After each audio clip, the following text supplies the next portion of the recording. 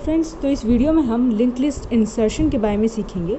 जब भी हम कोई नोड लिंक लिस्ट में इंसर्ट करते हैं तो हमारे सामने 3 केसेस आते हैं। या तो हम उस नोड को लिंक लिस्ट के स्टार्टिंग में ऐड कर सकते हैं, या फिर उसकी एंडिंग में, या फिर बीच में किसी एक पोजीशन पे। इस वीडियो में हम स्टार्टिंग और एंडिंग के बारे में सीखेंगे। तो आइए सबसे पहले हम बिगिनिंग में नोड ऐड करना सीखते हैं। सबसे पहले हम क्या करेंगे, हम अपनी वो नोड बना लेंगे जो हमें ऐड करनी है। ठीक है, तो नोड पॉइंटर बनाएंगे। सबसे पहले हमारी नोड का नाम होगा न्यू नोड, और ये हमने अपनी नई नोड बना ली है।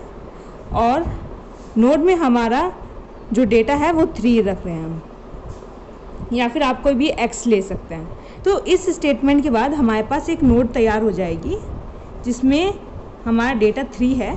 ठीक है, और इसको न्यू नोड नाम का एक पॉइंटर पॉइंट कर रहा है। ठीक है, और ये अभी फ़िलहाल नल को पॉइंट कर रही है। तो ये हमारी न्यू नोड हो गई है। तो अब हमें क्या करना है, हमें अपनी न्यू नोड को हेड से कनेक्ट कर देना है। कनेक्ट करने के लिए हम क्या करेंगे कि हम अपने न्यू नोड के नेक्स्ट पॉइंटर को लेंगे और उसे हेड के इक्वल कर देंगे। इस स्टेटमेंट के बाद हमारी न्यू नोड नल को पॉइंट ना कर हमारे हेड को पॉइंट करेगी। अब हम क्या करेंगे, हम अपने हेड को अपडेट कर देंगे न्यू नोड से।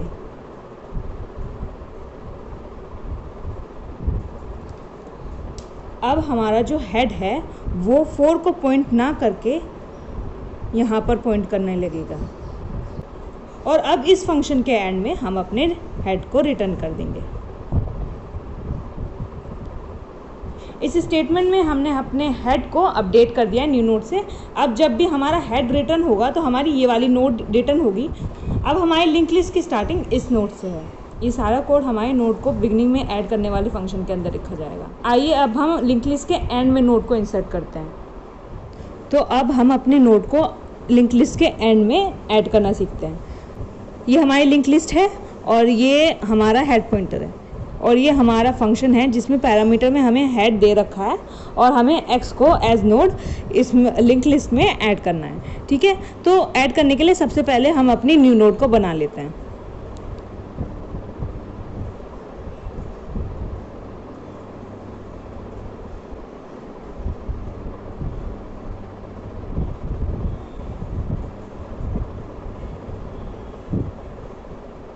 तो ये इस स्टेटमेंट से हमारी एक नोड तैयार हो जाएगी जिसमें हमने डेटा एज x दे रखा है, और ये नोड अभी हमारे नल को पॉइंट कर रही होगी, और इसको पॉइंट हमारा न्यू नोड पॉइंटर कर रहा है।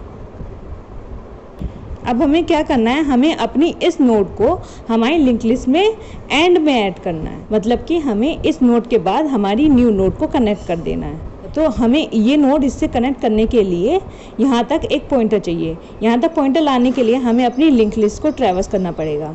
उससे पहले हम एक टेम्पररी पॉइंटर ले लेते हैं जो फ़िलहाल हमारे हेड को पॉइंट कर रहा है ट्रैवर्स करने के लिए। तो ये टेम्प पॉइंटर है जो अभी हमारे हेड को पॉइंट कर रहा है। इसके बाद क्या होगा, अब हम अपनी नोड को ट्रैवर्स करेंगे यहाँ तक ट्रैवर्स करने के लिए हम अपनी वाइल लूप लिखेंगे, और वाइल लूप में हम कंडीशन लिखेंगे कि while temp next is not equal to null. तो ये हमारी वाइल लूप की कंडीशन हो गई। हमने ये कंडीशन क्यों लिखी, क्योंकि हमें अपने पॉइंटर को इस नोड पे रोकना है, और इस नोड का जो नेक्स्ट पॉइंटर है वो हमारे नल को पॉइंट कर रहा है। ठीक है, और उसके बाद हमारे जो वाइल लूप के अंदर हम क्या लिखेंगे ट्रैवर्स करने के लिए, temp is equals to temp next. इससे हमारी जो लिंक लिस्ट है वो ट्रैवर्स हो जाएगी। तो एक बार इस वाइल लूप का ड्राई रन करके देख लेते हैं, ज़्यादा अच्छे से समझ में आ जाएगा। सबसे पहले हम अपने टेम्प नोड के नेक्स्ट को देखेंगे।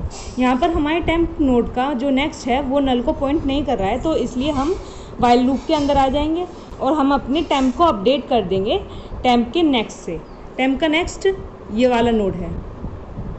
हमने अपने टेम्प को अपडेट कर दिया टेम्प के नेक्स्ट है, तो अब हमारा जो टेम्प है वो इस नोड को पॉइंट कर रहा है। फिर से हम अपनी कंडीशन वाइल की कंडीशन देखेंगे तो हमारे जो टेम्प नोड है उसका नेक्स्ट नल को पॉइंट नहीं कर रहा है, इसलिए हम अपने टेम्प को अपडेट कर देंगे टेम्प के नेक्स्ट पॉइंटर से।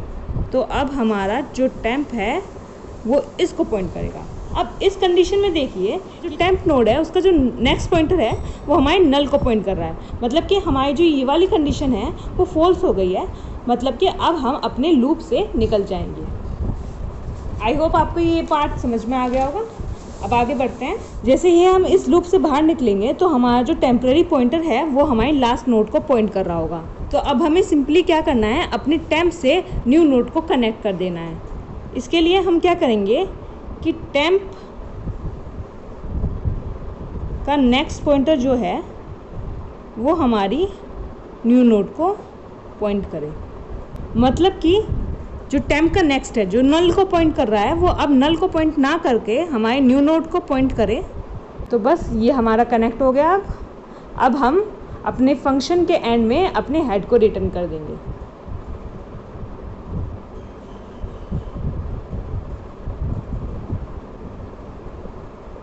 तो ये फंक्शन हमारा यहाँ एंड हो गया, पर अभी भी इसमें एक कॉर्नर केस बच रहा है। क्या हो अगर हमारी लिंक लिस्ट एम्प्टी हो, मतलब हमारी लिंक लिस्ट में कोई भी नोड नहीं है, तो हम क्या करेंगे।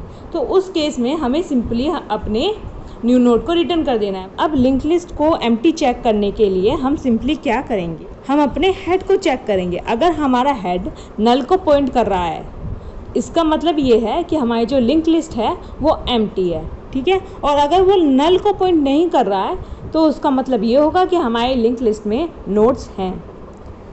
तो सिंपली हम चेक करने के लिए अपने हेड को चेक करेंगे। अगर वो हमारा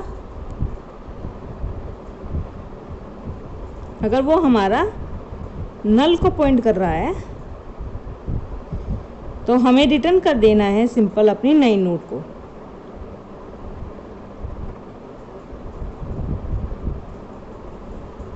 तो ये हमारा एक कॉर्नर केस हो गया। अब ये फंक्शन हमारा कंप्लीट हो गया है। तो इस फंक्शन में हमने क्या करा, हमने सिंपली एक नई नोड बनाई, उसमें अपने डेटा को रखा और अपने लिंक लिस्ट के एंड नोड से अपनी नई नोड को कनेक्ट कर दिया और हेड को रिटर्न कर दिया। और अगर हमारी लिंक लिस्ट एम्प्टी है तो हमने अपनी न्यू नोड को ही रिटर्न कर दिया। सिंपल। आई होप आपको ये समझ में आ गया होगा। अब हम इंसर्शन पे बेस एक क्वेश्चन देख लेते हैं जिसमें हमने जो अभी पढ़ा है वो यूज़ होगा। तो ये रहा हमारा क्वेश्चन, लिंक लिस्ट इंसर्शन। इसमें हमें एक लिंक लिस्ट दी गई है, उसमें हर एक इंटीजर के बाद हमें 0 या 1 दिया गया है।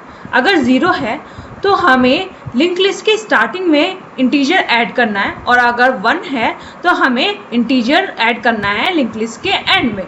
तो ओवरऑल अगर इंटीजर के बाद 0 है तो हम अपना इंसर्ट एट बिगिनिंग कॉल करेंगे, और अगर 1 है तो हम अपनी इंसर्ट एट एंड कॉल करेंगे। तो इंसर्ट एट बिगनिंग में हम नोड को स्टार्टिंग में ऐड कर रहे हैं, और ये रहा हमारा कोड जैसे हमने डिस्कस किया था अभी। और इंसर्ट एट एंड में हम एंड में ऐड कर रहे हैं अपना नोड। अब इसे हम कंपाइल और रन करके देख लेते हैं।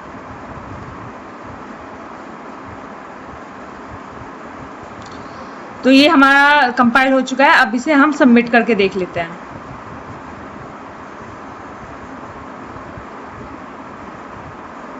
तो हमारा कोड सक्सेसफुली सबमिट हो चुका है। आई होप आपको ये वीडियो समझ में आई होगी। कोई भी डाउट हो तो आप उसे कमेंट सेक्शन में पूछ सकते हैं। And please do like, share and subscribe our channel. And thank you for watching.